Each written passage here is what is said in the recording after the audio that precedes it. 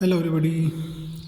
आज हम कक्षा 10वीं की मैथ से जो हमारी है एनसीईआरटी की उसके चैप्टर 5 में एक्सरसाइज 5.1 का है जो क्वेश्चन 6 है वो करेंगे। देखिए प्रश्न क्या कहता है। प्रश्न में लिखा हुआ है कि क्या ये एपी 11, 8, 5, 2 और ऐसे ही आगे इसके पद हैं का एक पद -150 है। ठीक है, मतलब क्या इस एपी में -150 आएगा। ठीक है, और अगर आएगा तो क्यों आएगा और नहीं आएगा तो क्यों नहीं आएगा। ठीक है, तो देखिए ये एपी है तो इसका पहला पद a बराबर 11 लिख लिया हमने, d बराबर 8 - 11, दूसरे में से पहला पद घटाएंगे तो कितना मिलेगा -3। ठीक है, अब हमने मान लिया कि माना -150 दी गई एपी का एक पद है।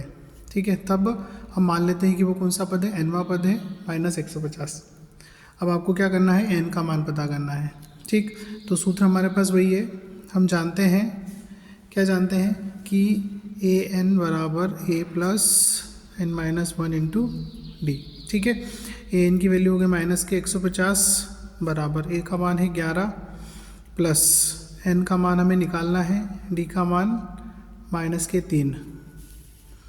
ठीक है, अब इसको हल करेंगे तो -150 तो है ही, 11 को यहाँ लाएंगे तो नेगेटिव माइनस के हो जाएंगे बराबर यहाँ पर n-1 और -3। ठीक है, अब ये हो जाएगा -161 और ये -3 या नीचे ले लेंगे हम बराबर n-। अब इसको हल करेंगे। देखो इसको आप 3 से काटेंगे तो कटेगा ये 3 एकम 3, 3 और 5 15, एक बचेगा 11 आएंगे। ठीक है, 3 3 9 होगा, 2 बचेंगे, दशमलव में वैल्यू आएगी। ठीक है, और दशमलव में वैल्यू आ रही है, कितनी आ रही है, 2 बच रहे, 3 छंग 18।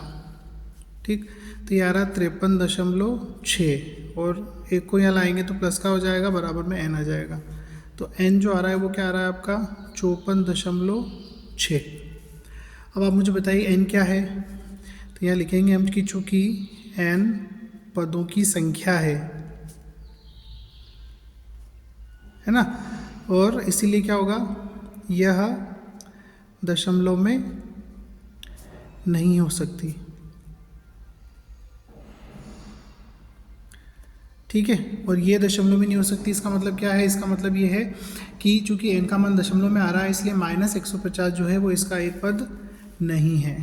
तो यहाँ लिखेंगे अतः -150 दी गई समांतर श्रेणी या जिसे हम एपी कहते हैं का एक पद नहीं है।